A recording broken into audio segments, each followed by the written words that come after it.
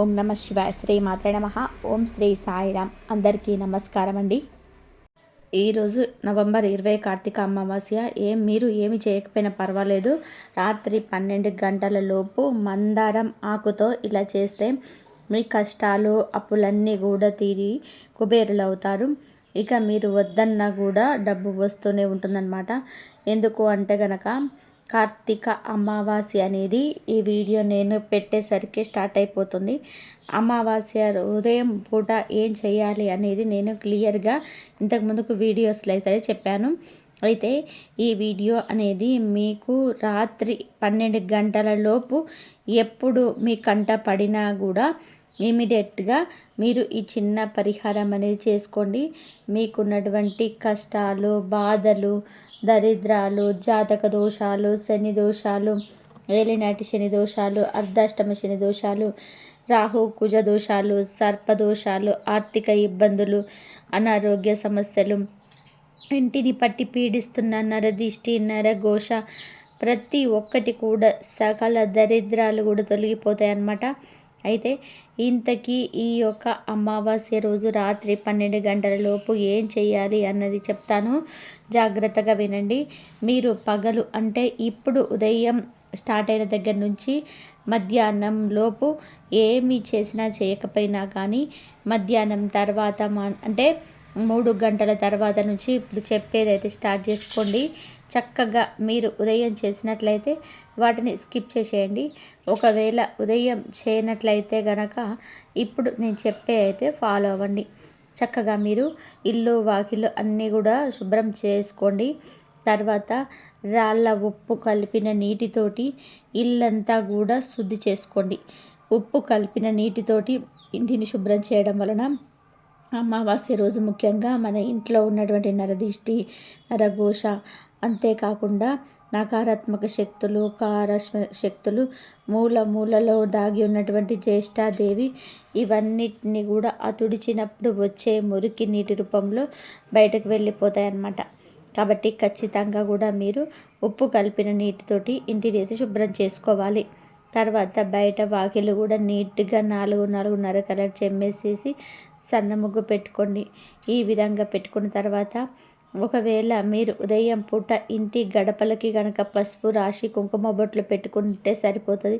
లేకపోతే పెట్టుకోకపోతే పక్షంలో ఇంటి గడపలని కూడా శుభ్రంగా తడిగుడ్డ పెట్టి తుడుచుకొని గడపల నిండా కూడా పసుపు నిండుగా రాసి మంచిగా కుంకుమ బొట్లు పెట్టుకోండి. ఇంటి వాకిలికి వేపాకు తోరణాలు కట్టుకోండి.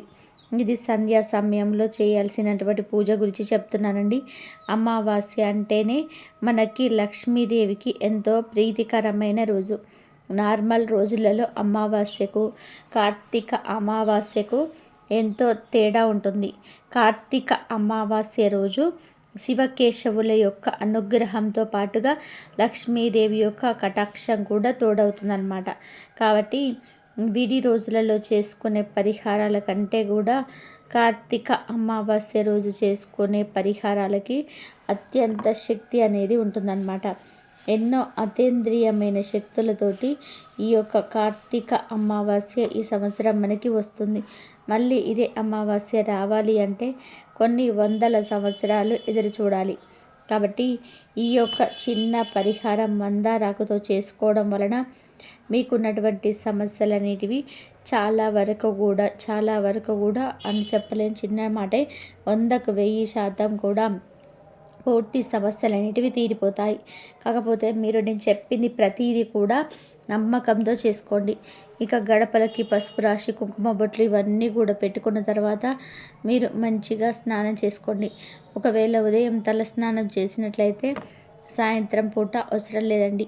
ఒకవేళ ఉదయం తల స్నానం చేయకపోయినట్లయితే సాయంత్రం పూట తల స్నానం చేసేటప్పుడు ఆ యొక్క స్నానం చేసే నీటిలో కాస్తంత పసుపును కానీ, లేదంటే ఒక తులసి దళాలు కానీ, లేదంటే ఒక మారేడు దళాన్ని కానీ, లేకుంటే కనుక గంగా జలం ఒక మూత్ర కలుపుకొని కానీ, లేదంటే ఇవేవి కూడా లేని పక్షంలో మీరు స్నానం చేసేటప్పుడు మొదటి చెంబు నీళ్లు చేతిలో పట్టుకొని గంగా అని చెప్పేసి ఆ గంగమ్మ తల్లి పేరు 3 సార్లు చెప్పుకొని మొదటి యొక్క చెంబు తల మీద పోసుకోండి. కార్తీక మాసం అంటేనే స్నానాలకి ఎంతో ప్రత్యేకత ఉంటుంది.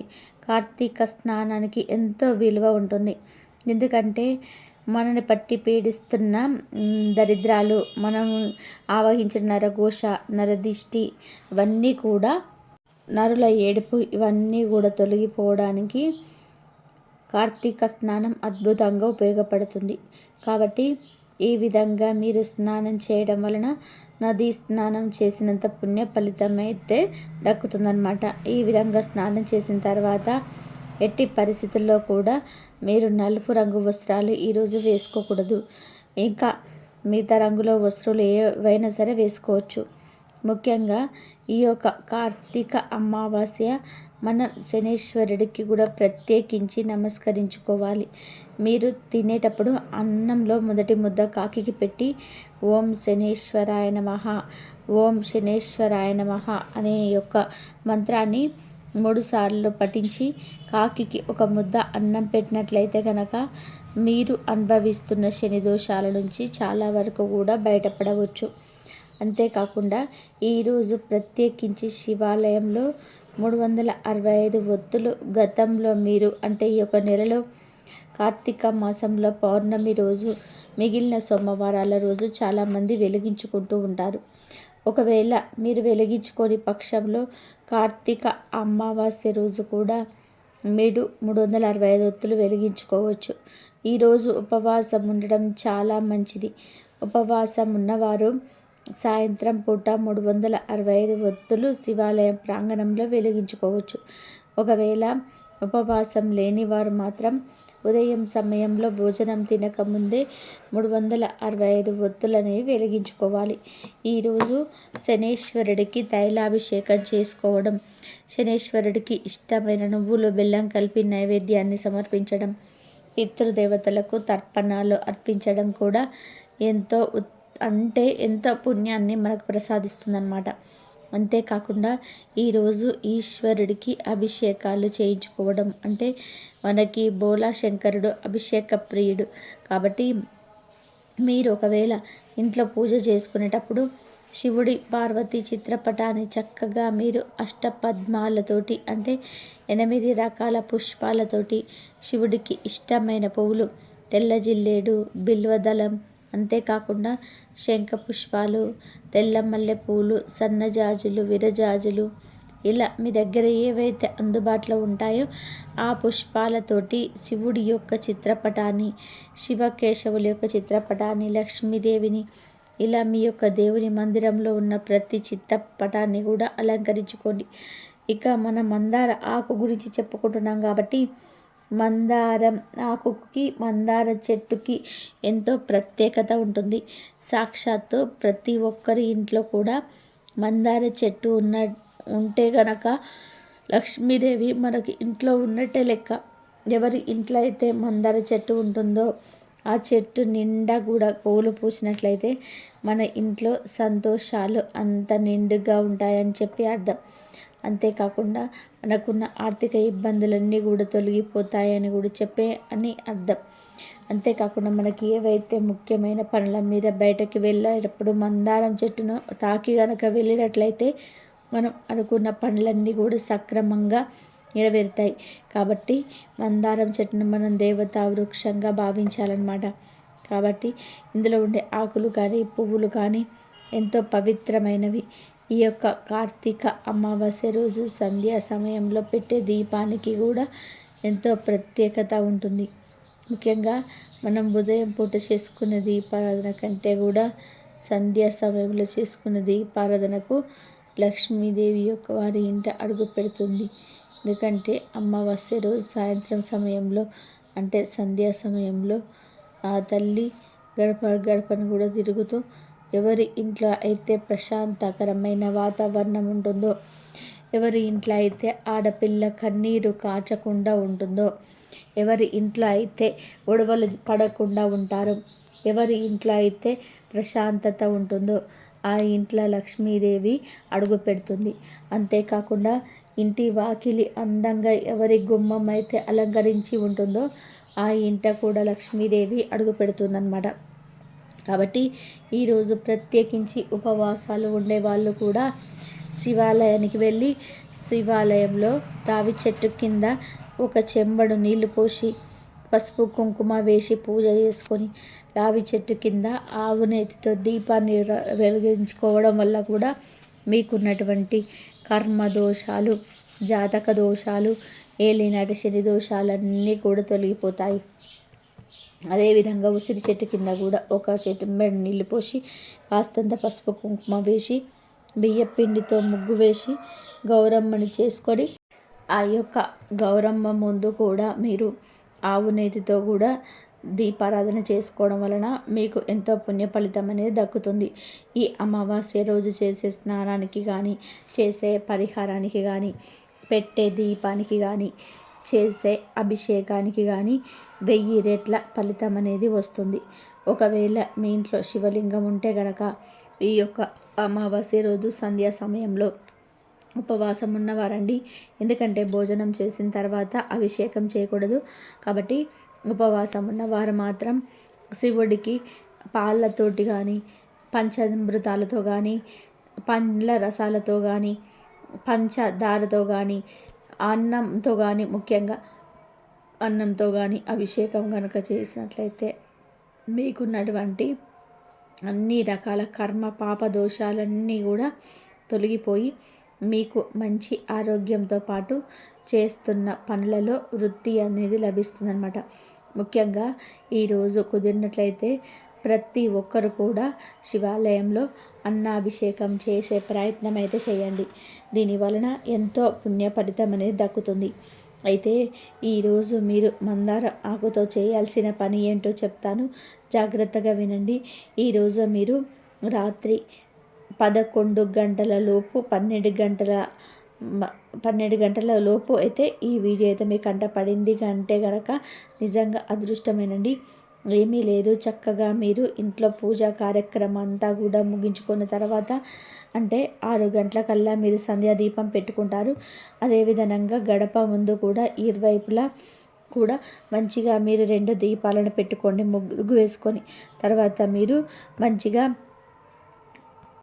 ఈ యొక్క మందార చెట్టు ఇంట్లో ఉన్న, ఇంటి బయట ఆవరణంలో ఉన్నా కానీ మందార చెట్టు దగ్గరికి వెళ్ళండి. వెళ్ళి మొదటిగా మందార చెట్టుకు ఒక చెంబెడు నీళ్లు పోసి నమస్కరించుకోండి. ఈ విధంగా నమస్కరించుకున్న తర్వాత కాస్తంత పసుపు కుంకుమ వేసి మంచిగా మీరు పూజ చేసుకోండి. కుదిరితే ఒక దీపాన్ని కూడా పెట్టుకోండి. ఒకవేళ మేము పెట్టలేము అని చెప్పేసి అనుకుంటే వదిలేసేయండి. నమస్కరించుకొని చక్కగా 3 ప్రదక్షిణలు అయితే చేసి శుభ్రంగా ఉండే మందారం ఆకునైతే ఒకటి తీసుకోండి. ఆ ఆకుకి బెజ్జాలు కానీ, లేదంటే పురుగు తిన్నట్టు కానీ, మందారం చెట్టుకు తెల్లగా బంగ తెగుల్లాగా వస్తూ ఉంటుంది. అలా తెగులు ఉన్నది కానీ తీసుకోకూడదు, గుర్తుపెట్టుకోండి. మంచిగా శుభ్రమైన ఆకును మాత్రమే తీసుకోండి. తర్వాత మీరు 2 మందారం ఆకులు తీసుకున్న తర్వాత శుభ్రంగా వాటిని లోపలికి తెచ్చి నీట్గా నీటితో కడగండి. తర్వాత గడపకి 2 పక్కల కూడా ఆ యొక్క మందారం ఆకులను పెట్టి మంచిగా దాని మీద కాస్తంత రాళ్ళ ఉప్పును వేయండి. ఆకుల మీద ఇరుపక్కల కూడా ఆ రాళ్ళ ఉప్పును వేసిన తర్వాత ఒక నిమ్మకాయని తీసుకోండి. అది కూడా పచ్చటి రంగులో ఉండాలి నిమ్మకాయలు. ఆ నిమ్మకాయని అడ్డంగా కాదు, నిలువుగా చీలబడినట్టు అంటే నిలువుగా కోయండి. తర్వాత ఒక నిమ్మబద్ద మీద పసుపుని రాయండి. మరొక నిమ్మబద్ద మీద కుంకుమను రాయండి. తర్వాత ముద్ద కర్పూరం పెట్టండి 2 నిమ్మకాయల మీద. పెట్టిన తర్వాత ఆ ముద్ద కర్పూరం బిళ్ళల్ని వెలిగించండి. ఈ విధంగా వెలిగించడం వలన మీకు ఇంట్లో ఉండే నెగిటివ్ శక్తి అంతా కూడా బయటకు వెళ్ళిపోతుంది. బయట నుంచి ఎటువంటి నెగిటివ్ శక్తి అనేది ఇంట్లోకి రాకుండా ఉంటుంది. ఇంట్లో ఉండే నరదిష్టి, ఇంట్లో వారి మీద ఉండే నరదిష్టి, ఇంట్లో ఏవైతే దుష్ట శక్తులు, చెడు శక్తులు మిమ్మల్ని అతలాకుతలం చేస్తున్నాయో, మీకున్నటువంటి దరిద్రపు సమస్యలు ఏవైతే ఉన్నాయో, అనారోగ్య సమస్యలు ఏవైతే ఉన్నాయో వాటన్నిటినీ కూడా ఈ యొక్క నిమ్మకాయ, మందారం ఆకు, ఆ యొక్క వెలిగేటప్పుడు వచ్చే ఆ అగ్ని, ఆ యొక్క రాళ్ళ ఉప్పు ఇవంతా కూడా పూర్తిగా లాగేసుకుంటాయన్నమాట. కాబట్టి ఖచ్చితంగా కూడా చాలా చిన్న పరిహారం అండి. దీనికి ఏమీ లేదు. 2 మందారాకులు మనకెటు మందారాకులు ఫ్రీగానే ఉప్పు ఎప్పుడు ఇంట్లోనే ఉంటుంది, కర్పూరం ఎప్పుడు కూడా ఇంట్లోనే ఉంటుంది. ఒక నిమ్మకాయ ఒక్కటి ఇంట్లో ఉంటే చాలండి. ఈ అమావాస్య రోజు ఈ చిన్న పరిహారాన్ని చేసుకోవడం వలన మీరు చేసుకోకముందు మీ జీవితం ఎలా ఉంది, చేసుకున్న తర్వాత ఎలా ఉంది అని చెప్పేసి మీరే గమనిస్తారు. చేసుకున్న తర్వాత ఎలా ఉంది అని చెప్పి మీరే గమనిస్తారు. ఇది ప్రతి అమావాస్యకు కూడా ప్రతి ఒక్కరు కూడా చేసుకోవాల్సిన పరిహారం ఇది. కాబట్టి తప్పకుండా చేసుకోండి. ఇక అంతేకాకుండా మీ దగ్గర ఇంకా శక్తి ఉంటే కనుక రాత్రి 12 గంటలలోపు బూడిద గుమ్మడికాయ ఉంటుంది కదండి, ఆ బూడిద గుమ్మడికాయని తీసుకొని దాని మీద కూడా ముద్ద కర్పూరపు బిళ్ళను వెలిగించి దాన్ని మీరు ఇంటి బయట శాంతం గేటు బయటకు వెళ్ళిపోయి కుడి చేతి వైపు ముందుకు ఫస్ట్ ఎడమ చేతికి 3 సార్లు, కుడి చేతి వైపు 3 సార్లు తిప్పి గట్టిగా కింద రోడ్డుకేసి కొట్టండి. అది ముక్కలు ముక్కలు అయిపోవాలన్నమాట. దీనివల్ల కూడా నరదిష్టి అనేది చాలా వరకు కూడా తొలగిపోతుంది. ఇక అంతేకాకుండా ఇంట్లో ప్రతి ఒక్కరు కూడా హారతి కర్పూరాన్ని నిప్పుతోటి మీరు దిష్టి తీసేసుకోవడం, ఎర్ర నీళ్ళు తిప్పేసుకోవడం ఇలా అమావాస్య రోజు తప్పనిసరిగా చేసుకోండి. అంతేకాకుండా కలబందతోటి రాత్రి 12 గంటల్లోపు ఇంట్లో ఏ విధమైన పరిహారం చేయాలి అనేది నేను ఒక వీడియో తీసి పెట్టాను. ఆ వీడియో మీకు ఎండ్ కార్డ్స్లో ఇస్తాను, దాన్ని కూడా ఓపెన్ చేసి చూడండి. ఇది కూడా చాలా శక్తివంతమైనది. ఈ పరిహారం యొక్క చేసుకున్నది మీకు ఇంట్లో 2 రోజులు అంతే ఉంచుకోవాలి. దీనివల్ల చాలా మంచి రిజల్ట్ వస్తుంది. ఇంట్లో ఉండే నెగిటివ్ శక్తి అంతా కూడా వెళ్ళిపోయి ఇల్లంతా కూడా పాజిటివ్తో నిండిపోతుంది అనమాట. కాబట్టి ప్రతి ఒక్కరు కూడా ఈ అమావాస్యను మిస్ చేసుకోకుండా చేసుకోండి. కనీసం నిమ్మకాయ పరిహారమైనా కానీ మందారం ఆకుతో చేసుకునేది తప్పకుండా చేసుకోండి. అర్థమైంది కదండి.